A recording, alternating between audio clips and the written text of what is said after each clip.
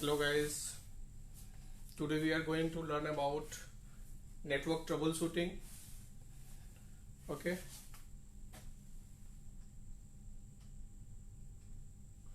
देखो हम लोग इस वीडियोस में क्या कर रहे हैं। हम लोग नेटवर्क से रिलेटेड या हार्डवेयर से रिलेटेड हम लोग trouble shooting and interview questions पे हम लोग पढ़ाई कर रहे हैं पिछले कई दिनों से।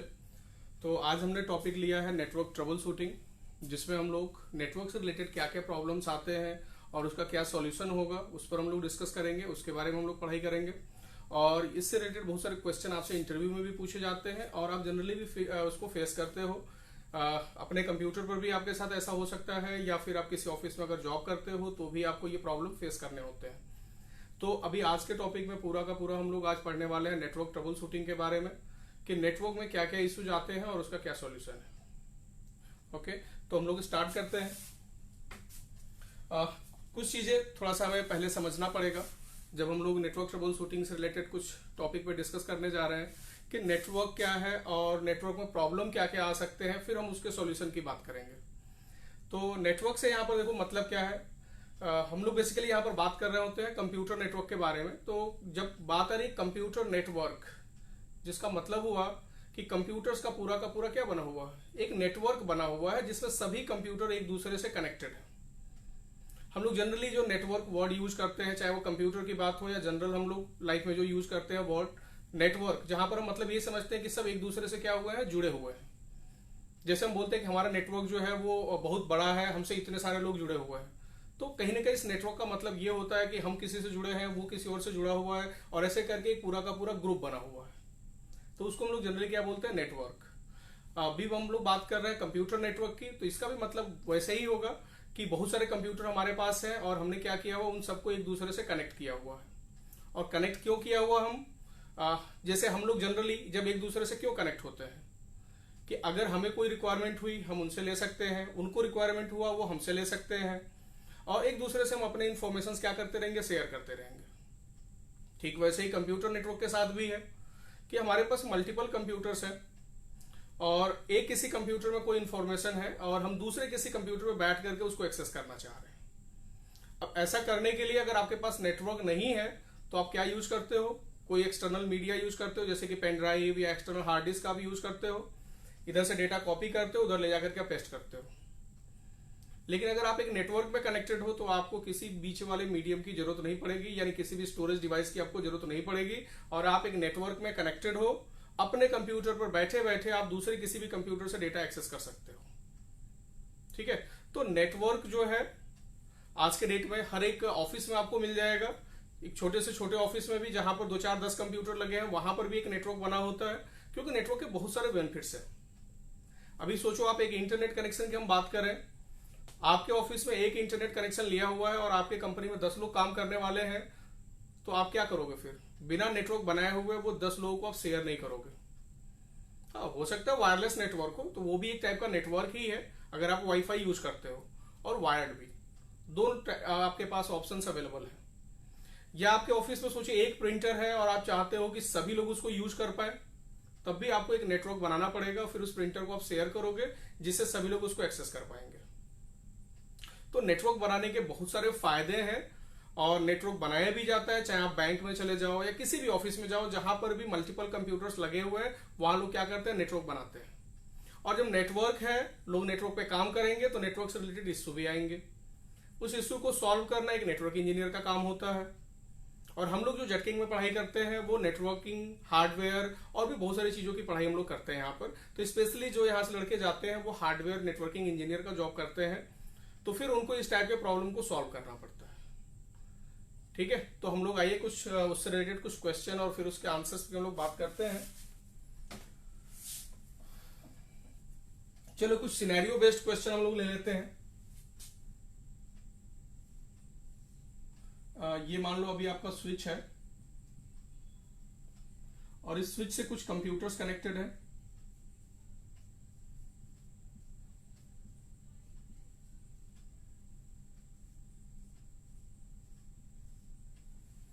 और हमारी कंपनी में एक इंटरनेट कनेक्शन लिया गया है। मान लीजिए यहां पर एक राउटर लगा दिया गया और राउटर से कनेक्शन लेकर के किसको दे दिया गया, स्विच को। और जो आपका इंटरनेट कनेक्शन आ रहा है उसको आपने दे दिया राउटर को, ठीक है ना। इंटरनेट कनेक्शन आपके कंपनी में जो आ रहा है राउटर को आपने दे दिया, राउटर से आपने कनेक्शन लेकर के स्विच को दे दिया, और उस हिसाब से क्या होना चाहिए कि इन सभी कंप्यूटर्स में इंटरनेट चलना चाहिए। तो आपसे सिनेरियो बेस्ड भी क्वेश्चन पूछे जाते हैं। आपसे ये भी बोला जा सकता है कि सपोज करिए कि आपके पास एक नेटवर्क है, इस नेटवर्क में इतने कंप्यूटर्स हैं और उन कंप्यूटर्स में जो है इतने कंप्यूटर्स जो है इसमें ये सब कुछ ठीक चल रहा है, जिसमें से एक दो कंप्यूटर ऐसे हैं जिसमें नहीं चल रहा है ठीक से। कोई भी प्रॉब्लम आपको दिया जा सकता है, बोला जा सकता है कि इंटरनेट नहीं चल रहा है, प्रिंटर वो एक्सेस नहीं कर पा रहा है, वो फाइल को एक्सेस नहीं कर पा रहा है। तो इस टाइप के क्वेश्चन आपसे पूछे जा सकते हैं और आपको फिर सॉल्यूशन देना होगा। अभी इस सिनेरियो में हम लोग ये देखते हैं कि अभी इन सभी कंप्यूटर में इंटरनेट नहीं चल रहा है। अभी अगर ये सिनेरियो हो तो आपको क्या लगता है, इन कंप्यूटर से प्रॉब्लम होगा?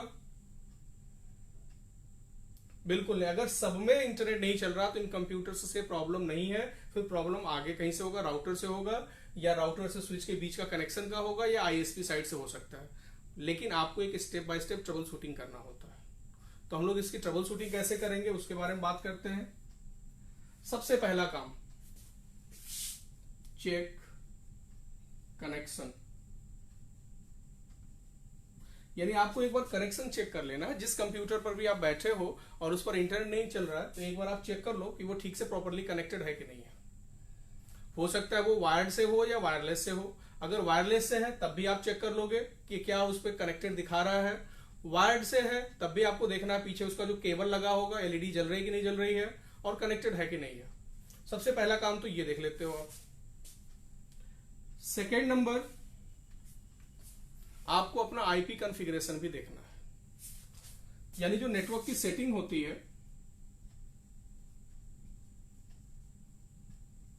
वैसे देखो जरूरत है नहीं इसको देखने की, क्योंकि हमारे सभी कंप्यूटर में इंटरनेट नहीं चल रहा है और अचानक से ऐसा नहीं होगा कि सभी कंप्यूटर का नेटवर्क सेटिंग जो होगा वो चेंज हो जाएगा, ठीक है ना। फिर भी एक बार हम लोग ऐसे चेक करते हुए जाते हैं कि स्टेप है इसका चेक करने का। इस वजह से हमने बोला कि आप नेटवर्क सेटिंग एक बार चेक कर लो। और नेटवर्क की सेटिंग में क्या क्या चीजें आती है आपका,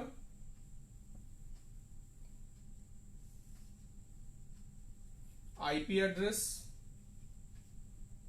subnet mask,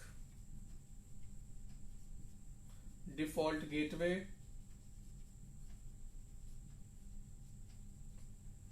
preferred DNS and alternate DNS. ये कुछ इंफॉर्मेशन है जो वहां पर आपको फील करना होता है। बहुत सारे जगहों पर आपको ये डायनेमिक मिल जाएंगे। डायनेमिक मींस राउटर पर ही हमने आईपी एड्रेस की सेटिंग कर दिया, डीएससीपी इनेबल कर दिया कि ऑटोमेटिकली इन सभी कंप्यूटर्स को आईपी दे दे। और कहीं कहीं पर आपको मैनुअली भी मिलेगा, यानी कि स्टैटिक आईपी भी दिया हुआ मिलेगा। तो आपको ये पता होना चाहिए कि आपके ऑर्गेनाइजेशन में किस रेंज का आईपी चलता है, उसी हिसाब से आप आईपी डालोगे। जिस रेंज की आईपी है उसी रेंज से आप सबनेट मास्क डालोगे।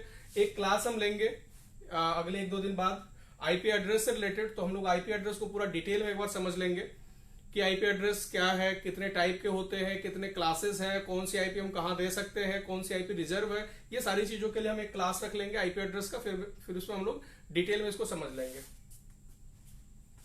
तो अभी हम बात कर रहे हैं कि जो भी आपकी कंपनी में आईपी एड्रेस चलता हो, सबनेट मास्क चलता हो और गेटवे डीएनएस जो भी, वो सब आपको एक बार चेक कर लेना है कि ये सब कुछ ठीक से कॉन्फ़िगर है कि नहीं। हो सकता है कि किसी ने क्या कर दिया, वो चेंजेस कर दिया हो, या ये भी हो सकता है कि जब ऑटोमेटिकली आपके कंपनी में आईपी मिलता है तो राउटर इस टाइम आईपी नहीं दे रहा हो, ये भी पॉसिबल है। तो अभी हम लोग राउटर पर भी चीजें चेक करेंगे, लेकिन एक बार अपने कंप्यूटर पर हम चेक कर लेंगे। जनरली गेटवे की आईपी किसकी होती है, जो हमारे कंपनी में राउटर लगा होता है ना, राउटर की ही आईपी हम लोग अपने गेटवे में डालते हैं। तो वो भी हम देख लेंगे कि सब कुछ ठीक से है कि नहीं है। और डीएनएस, देखो डीएनएस आपके इंटरनेट सर्विस प्रोवाइडर ने आपको दिया होगा, या नहीं है तो पब्लिक डीएनएस भी जो होते हैं यूज कर सकते हो। जैसे कि आप 8.8.8.8 भी यूज कर सकते हो, 4.2.2.2 भी यूज कर सकते हो। ये सभी पब्लिक डीएनएस है, कोई भी यूज कर सकता है इनको। तो हमने नेटवर्क की सेटिंग चेक कर लिया और हमें लगा कि हमारे नेटवर्क की सेटिंग ठीक है, कोई प्रॉब्लम नहीं है। तो फिर एक बार हमें ये इंश्योर होना है कि क्या हमारा ये कंप्यूटर अपने राउटर से कनेक्ट है कि नहीं है। और हम चेक करना चाहते हैं इसके लिए बहुत आसान से एक कमांड है जिसको हम लोग पिंग कमांड बुलाते हैं, पिंग। और अभी हमने मान लिया कि राउटर की जो हमारे आईपी है, यानी गेटवे की जो आईपी है, वो ये रखा गया है 192.168.1.1। ये हमारे राउटर की आईपी है, और जो राउटर की आईपी होता है वही कंप्यूटर्स का गेटवे भी होता है। तो जो गेटवे की आईपी है, अगर 88.1.1 है तो हम किसी भी कंप्यूटर पर जाकर रन कमांड ओपन करेंगे और वहां पर जाकर लिखेंगे पिंग स्पेस 192.168.1.1। ये कमांड लिखने के बाद अगर हमें रिप्लाई मिल रहा है 1.1 से, इसका मतलब है कि इस कंप्यूटर से और राउटर के बीच में कोई भी प्रॉब्लम नहीं है। यानी आपको स्विच बिल्कुल चेक करने नहीं जाना है, इस केबल कनेक्शन को भी नहीं चेक करना है, अपने केबल को भी चेक करने की जरूरत नहीं है। अगर आप पिंग करा पा रहे हो राउटर को तो, लेकिन ऐसा करने के बाद भी आपका इंटरनेट नहीं चल रहा है, ठीक है, ऐसा करने के बाद भी आपका इंटरनेट नहीं चल रहा, मींस कंप्यूटर से राउटर के बीच का कनेक्शन ठीक है। और वैसे जब सिनेरियो हमने आपको स्टार्ट किया था समझाना, तब हमने बताया था कि सभी कंप्यूटर पे इंटरनेट नहीं चल रहा है। तो एक हिंट तो आपको उसी टाइम में मिल गया था कि प्रॉब्लम्स कंप्यूटर के साथ में नहीं है, क्योंकि प्रॉब्लम आता तो एक दो कंप्यूटर में आता, सब में नहीं आता, ठीक है। फिर भी हमें ये आपको बताना था कि हमें केबल चेक करना जरूरी होता है, आईपी चेक करना जरूरी होता है, इसलिए हमें ये समझाना पड़ा। नहीं तो आप डायरेक्ट क्या करते, सीधे अपने राउटर को पिंग कराओ, और राउटर अगर पिंग हो रहा है इसका मतलब है कि आपके कंप्यूटर से राउटर तक का कनेक्शन सही है, आपको कुछ भी चेक करने की जरूरत नहीं है। और अगर पिंग नहीं हो रहा है फिर आपको इस कंप्यूटर से लेकर के और इस राउटर के इस पोर्ट तक के बीच में जो भी लगे हुए हैं सबको चेक करना है। यानी आप अपना केबल इस एंड पे चेक करो, स्विच पे देखो ठीक से लगा कि नहीं लगा है, स्विच जो है राउटर से ठीक से कनेक्ट है कि नहीं है, ये आपको चेक करने की जरूरत है अगर आप गेटवे से पिंग नहीं कर पा रहे हो। और अगर गेटवे से पिंग हो रहा है और फिर भी इंटरनेट नहीं चल रहा, फिर कैसे चेक करोगे आपकी प्रॉब्लम कहां से है? तो फिर अगला स्टेप है आपका पिंग टू डीएनएस। मान लीजिए आपके कंपनी में डीएनएस यूज होता है 8.8.8.8, तो आप यहां लिखोगे पिंग स्पेस 8.8.8.8, ये लिखोगे। और अगर इस एड्रेस से आपको रिप्लाई मिल गया तो इसका मतलब है कि आप अपने इंटरनेट सर्विस प्रोवाइडर से भी कनेक्टेड हैं और इंटरनेट बिल्कुल चलना चाहिए। और अगर नहीं चल रहा है तो आप एक बार जरूर जाइए, फिर से नेटवर्क की सेटिंग चेक करिए। नेटवर्क की सेटिंग भी ठीक है तो फिर लैन का ड्राइवर चेक करिए। लेकिन आपका कंप्यूटर अगर इस आईपी एड्रेस से पिंग कर गया है तो इसका मतलब है कि आप इस कंप्यूटर से लेकर के और इंटरनेट सर्विस प्रोवाइडर तक के बीच में कनेक्शन की कोई प्रॉब्लम नहीं है। क्योंकि अगर कनेक्शन का प्रॉब्लम होता तो आप डीएनएस सर्वर से पिंग नहीं कर रहे होते, ठीक है। लेकिन कम केस में ऐसा होता है कि आप डीएनएस से पिंग कर रहे हो और आपका इंटरनेट नहीं चल रहा हो, ठीक है। तो अभी अगर ऐसा यहां पर कंडीशन हो कि आप डीएनएस से पिंग नहीं कर पा रहे हो तो फिर आप क्या समझोगे इसका मतलब? अगर ऐसा कंडीशन हो, if you are not able to ping DNS, then problem कहां से होगा? From ISP side. यानी फिर आपको ट्रबल शूटिंग नहीं करना है। ये प्रॉब्लम किधर से है? आपके इंटरनेट सर्विस प्रोवाइडर के साइड से है और आप इसकी ट्रबल शूटिंग अब नहीं कर सकते हो। अब आपको अपने आईएसपी को कॉल करना पड़ेगा कि वहां से क्या प्रॉब्लम है कि इंटरनेट नहीं चल रहा है, ठीक है। उस केस में जब आपका अपने कंप्यूटर से राउटर के बीच का कनेक्शन भी ठीक हो, आईपी कॉन्फ़िगरेशन भी ठीक हो और किसी भी कंप्यूटर में इंटरनेट नहीं चल रहा, ठीक है, तो उस केस में ज्यादातर जो प्रॉब्लम होते हैं वो प्रॉब्लम होते हैं आईएसपी एंड पे, या जो आईएसपी साइड से कनेक्शन हमारे राउटर में लगा हुआ है वो यहां भी लूज कनेक्शन हो सकता है, तो उसको भी आप एक बार चेक कर लोगे। हो सकता है कि ये पॉइंट यहां पर लूज हो तो यहां एक पॉइंट आपको चेक करना है, नहीं तो फिर फाइनली आप बात करोगे कि आईएसपी साइड से प्रॉब्लम है, इस टाइम इंटरनेट कनेक्शन ही हमारे साइड में नहीं आ रहा है, ठीक है। तो अभी एक छोटा सा हम लोगों ने ट्रबल शूटिंग किया। ये प्रॉब्लम क्या था? एक्चुअल में आईएसपी एंड से प्रॉब्लम था और हम लोग अभी दूसरे और क्वेश्चन पे डिस्कस करने जा रहे हैं जिसमें हम लोग ये देखेंगे कि अपने साइड में यानी अपने नेटवर्क में क्या क्या प्रॉब्लम हो सकते हैं।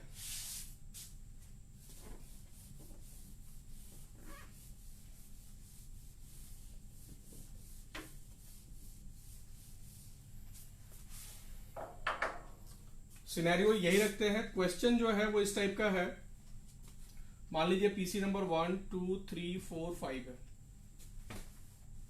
क्वेश्चन है there is a network of 5 computers. 4 computers are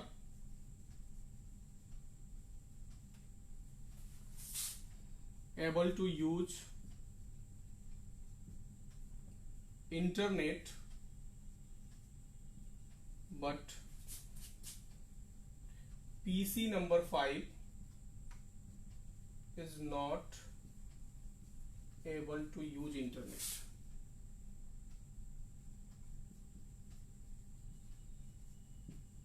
Troubleshoot this problem.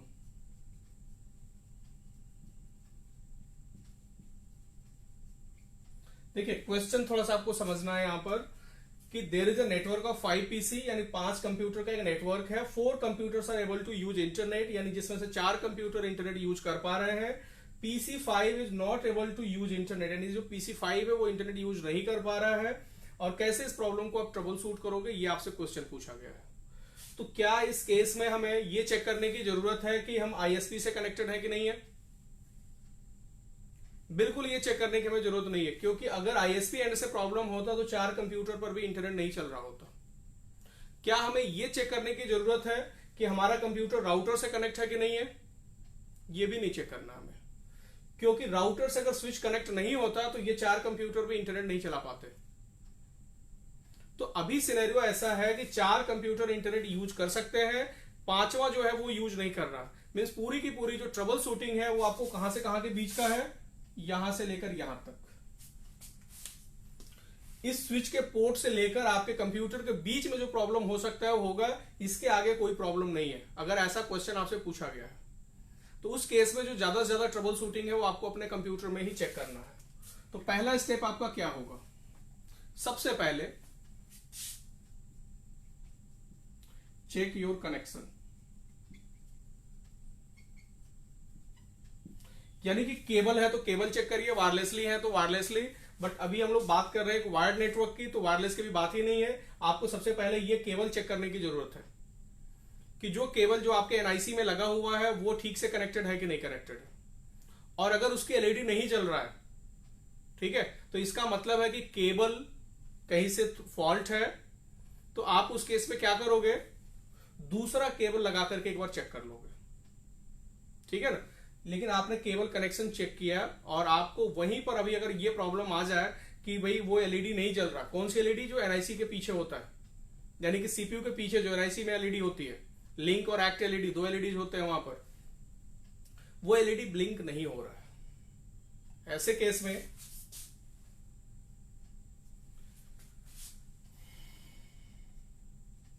Try with